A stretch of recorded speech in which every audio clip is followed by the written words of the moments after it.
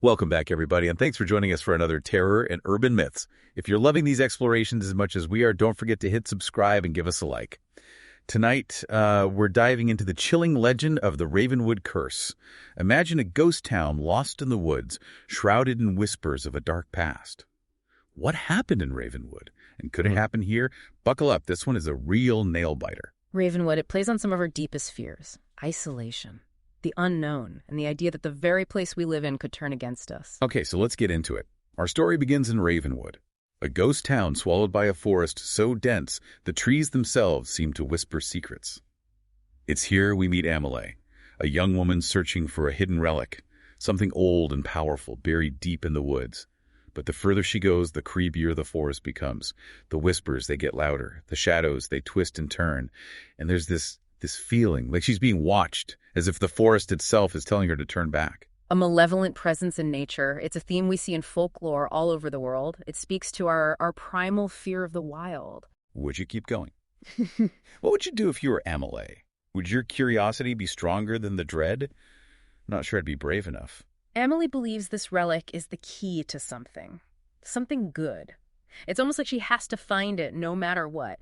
But in stories like this, quests like this, they always come with a price. And it's not just ghosts in Ravenwood, is it? There's this atmosphere, this fear that just hangs over everything. Exactly. It's like the town itself is infected with darkness, and it seeps into the hearts and minds of everyone who lives there. Nobody embodies this dread more than Abigail. She's an old woman who has seen the town fall into despair. She's almost a living reminder of Ravenwood's tragic past. So we've got this isolated town, a spooky forest, a missing relic, and this feeling of dread everywhere. Mm-hmm. Then we meet Thomas. He's Emily's brother, and he's desperate to find her. I mean, she just vanished into the woods.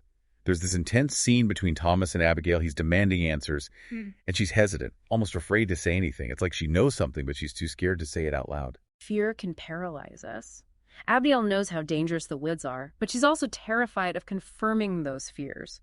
It's the need to know versus the desire to stay ignorant. Right. Ignorance is bliss. But sometimes that bliss comes at a terrible cost. So what happens? Does Thomas convince Abigail to help him? Eventually, yeah. Thomas wears her down. They decide to go into the forest together. It's really a testament to love and loyalty, but also a sign of their desperation. They're willing to face anything to find Amay.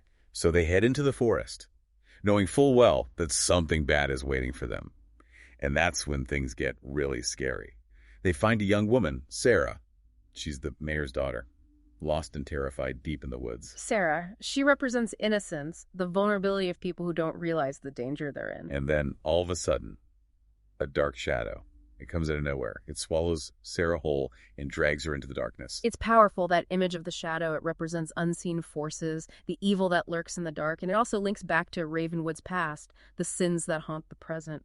It's like the past is reaching out from the shadows. Exactly. And notice how the story connects the shadow to the river, the dark river that runs through the forest. It reflects the moon, and maybe it reflects the town's fate. We've got a missing relic, a creepy forest, this feeling of fear everywhere, and now this terrifying shadow that snatches people away. What's happening in Ravenwood? What does it all mean? Sarah's disappearance, it changes everything. It forces Abigail and Thomas to face the truth, the real danger. It's like in a horror movie when the characters finally realize what they're up against. Before it was all whispers and shadows, now the danger is real. And how they react, it's interesting. They don't run. They try to find answers, even if those answers are terrifying. Why do you think they do that? What drives them? Well, Thomas has got to be love for his sister, right? He won't stop until he finds her, even if it means going up against, evil itself. And Abigail, I think maybe it's guilt. Maybe she feels responsible. She's seen the darkness grow in Ravenwood. Maybe she thinks she could have stopped it. That's a good point. Abigail's story is all about facing fear. Finding the courage to act. She's been passive for so long, frozen by fear.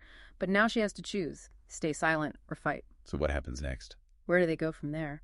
Well, grief and the need for answers drive them forward. They have to know what happened to Amay, to Sarah, to everyone who's disappeared.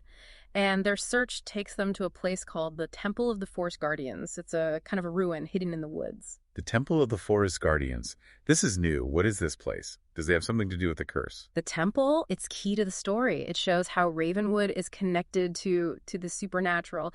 It's a place where the line between worlds is thin, and it's full of secrets, the secrets of the curse. Okay, now we're getting into classic horror territory. We've got the creepy old building, the whispers, the ancient evil lurking beneath the surface. What happens when they go inside? They go deeper into the heart of the curse. It's all shadows and secrets. They find pieces of Ravenwood's past, things that have been forgotten. They learned about the town's founders, and they're packed with dark forces and the terrible price they paid for their ambition. Hold on. A pact? With dark forces? What kind of pact? Why would anyone make a deal with something so obviously evil? This is where things get really interesting.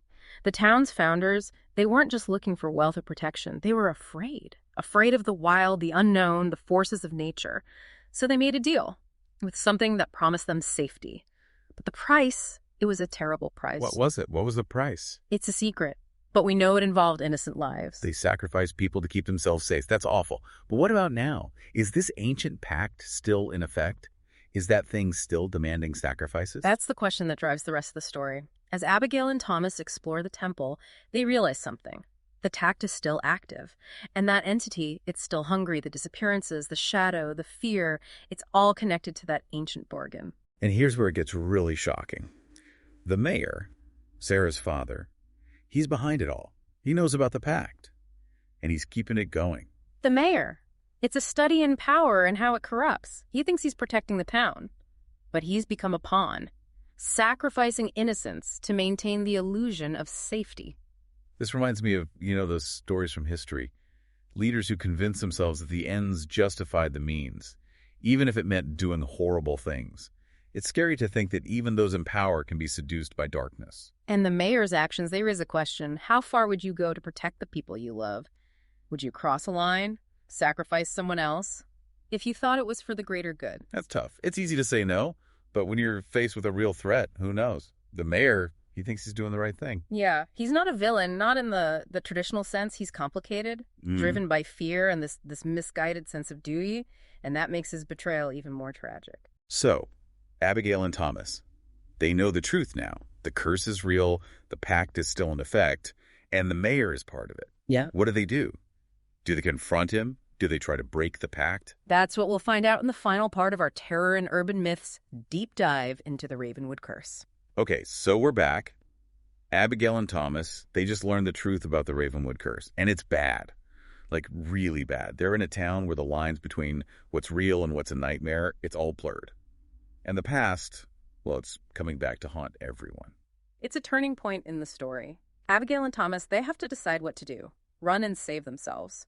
Or stay and fight. It's the classic horror movie dilemma, isn't it? Run and live with the guilt. Or stay and risk becoming another victim. But it's even more than that for them, right? They're not just fighting for their own lives, they're fighting for the town itself. Exactly. And remember, they're not just fighting a monster or a ghost. They're fighting the darkness inside people, the fear, the desperation, that willingness to hurt others to save yourself. It's a fight for their own souls as much as it is for Ravenwood. So what do? Do they give up? Or do they find a way to fight back? Well, they remember the legend of the Forest Guardians. It says the pact can be broken, but it'll take a huge sacrifice, something that means everything to the person doing the ritual, their heart and soul. It's like in all those old stories, right? Yeah. To make a real sacrifice, you have to give up something precious, something that's a part of you. But what could they possibly offer? What could be strong enough to break a pact this old? A pact fueled by generations of fear and sacrifice. This is where the story gets really, really sad. Abigail and Thomas, they've both lost people to the curse. So they decide to offer their own grief, their own sorrow. Wow. That's powerful. They're trying to use the pain of their loss to fight the darkness that's consuming Ravenwood. It's a long shot, but it also shows how strong love and grief can be. And the temple, this place where the worlds meet, it reacts to their offering. Light and shadow clash, the walls shake. It feels like the Forest Guardians, those ancient beings, are listening, weighing their sacrifice. So it's working. They're going to break the curse, save the town. Here's where it takes a turn, a really heartbreaking turn. The pact, it's like it's woven into the very fabric of Ravenwood. It fights back. The ritual, it backfires. And the town, it suffers the consequences. So even with a sacrifice that big, they can't fix what's been done. The story shows us something really important. Sometimes the damage is too deep, the darkness is too ingrained, and messing with forces that powerful, it can be devastating. The mayor, he's completely consumed by the darkness now. He turns on them. So they end up fighting him, the person who was supposed to be protecting them. It's a last stand. Tragic and desperate. They use everything they've learned, all their courage, but it's not enough. So they die after all that, after coming so close to breaking the curse. The story doesn't have a happy ending. It's a reminder of how powerful darkness can be. And the sacrifices people make in the face of it. Abigail and Thomas, they die. The mayor, he falls deeper into the darkness. And Ravenwood, it stays a ghost town. The people trapped there as tormented spirits. It's a bleak ending. It makes you feel kind of hopeless. So what are we supposed to take away from this? Is it just a warning about how you can't fight fate? I think Ravenwood has some important lessons for us. Even though it's a dark story, it's also a tragic one. First, it reminds us that our choices have consequences. Even if we mean well, those consequences can last for generations. Second, it shows how seductive power can be. Even good people can be corrupted when they think they're doing the right thing. The road to hell is paved with good intentions, Yeah. right? And sometimes even the biggest sacrifices aren't enough to fix the damage. It makes you think about the choices we make, the lines we're willing to cross, and what might happen because of those choices. Exactly. And finally, even though the ending is sad, it shows us how strong love, courage, and sacrifice can be. Abigail and Thomas, they might not have broken the curse, but they showed us the strength of the human spirit, and that even in the darkest times, there's always hope. Well said. Thank you for joining us for this deep dive into the Ravenwood Curse. If you enjoyed this terror and urban myths, hit that subscribe button and give us a like. And if you've got any spooky stories of your own, let us know in the comments. Until next time, stay curious. But be careful out there. You never know what might be lurking in the shadows.